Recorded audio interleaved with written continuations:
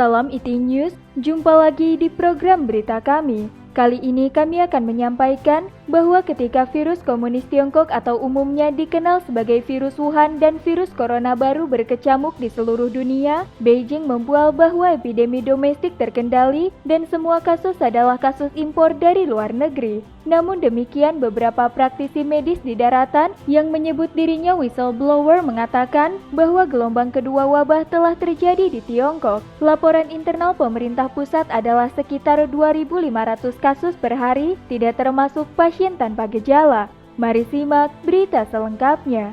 Sebuah komunitas Tionghoa perantauan luyuan.com, pengguna perintis medis memposting sebuah unggahan yang mengatakan bahwa ketika dia menghubungi penyalur persediaan obat pada pagi hari 1 April, dia menemukan bahwa banyak obat di Beijing kehabisan stok. Semua apotek menerima instruksi pemerintah bahwa obat-obatan harus diprioritaskan ke rumah sakit besar. Berita ini membuatnya merasa sangat terkejut. Ia kemudian menghubungi seorang teman dari komite Wei Chien. Pihak lain mengatakan bahwa situasi epidemi tampaknya telah meletus lagi. Pemberitahuan internal pemerintah pusat setiap hari yang terinfeksi meningkat sekitar 2.500 kasus. Adapun orang yang terinfeksi tanpa gejala yang dikatakan Li Keqiang beberapa waktu lalu belum dihitung. Dia juga menelpon mitra yang mengetahui lebih luas. Pihak lain mengatakan bahwa beberapa hari yang lalu, dia mendengar bahwa di Henan epidemi telah pecah lagi. Kasus yang baru dikonfirmasi telah muncul di Anhui, Sichuan,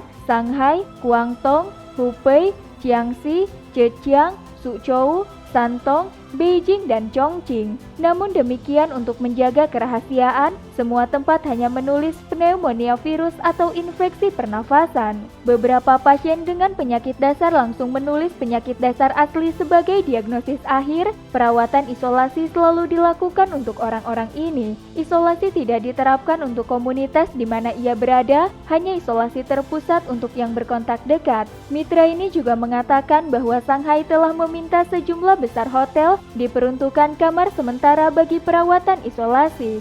Yuyuwe Group dan Mindray Group telah mengirim ribuan ventilator ke Shanghai. Perintis medis berkata dia bertanya kepada teman lain di rumah sakit Chin Yintan Wuhan. Baru-baru ini temannya juga terinfeksi. Teman itu berkata, Wuhan sudah seperti ini dan mati semuanya sudah mati. Orang-orang ini yang tersisa akan mati perlahan-lahan. Dia berspekulasi bahwa wabah epidemi komunis Tiongkok telah datang lagi. Akan tetapi karena ekonomi Tiongkok telah terpukul parah, itu tidak mampu ditutup dalam skala besar lagi. Ia berharap unggahan itu agar semua pihak akan memperhatikannya. Perintis medis dicurigai sebagai praktisi medis Tiongkok. Mereka telah mengekspos banyak kasus medis hitam Tiongkok di masa lalu. Pada 20 Maret, Li Yuyuan menerbitkan artikel perintis medis yang mengatakan bahwa epidemi di distrik Wuchang pecah lagi. Disebutkan juga rumah sakit Wuhan Chin Yintan segera memindahkan lebih dari 100 pasien yang parah pada hari yang sama.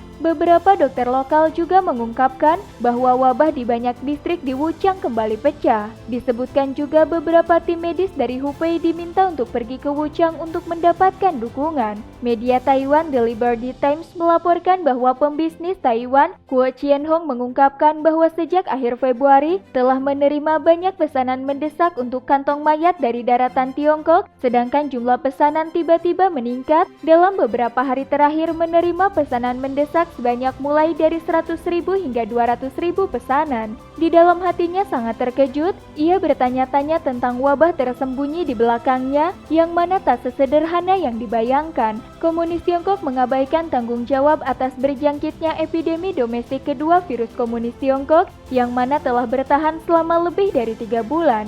Baru-baru ini komunis Tiongkok menyatakan bahwa epidemi itu terkendali. Pemerintah mengumumkan bahwa Wuhan akan mencabut lockdown pada 8 April, akan tetapi pada 3 April, pihak berwenang Wuhan tiba-tiba berubah pikiran dan mengeluarkan pengumuman yang mengatakan akan terus memperkuat isolasi manajemen distrik kecil. Hal demikian menyoroti bahwa situasi epidemi masih serius. Cheng Kuang, kepala ahli epidemiologi dari Pusat Pengendalian Penyakit Nasional Komunis Tiongkok mengatakan pada tanggal 2 bahwa pneumonia komunis Tiongkok yang mana umumnya dikenal sebagai pneumonia Wuhan dan pneumonia corona baru menjadi pandemi adalah fakta bahwa jumlah orang yang terinfeksi di dunia pada akhirnya mungkin 100 kali lebih banyak daripada SARS.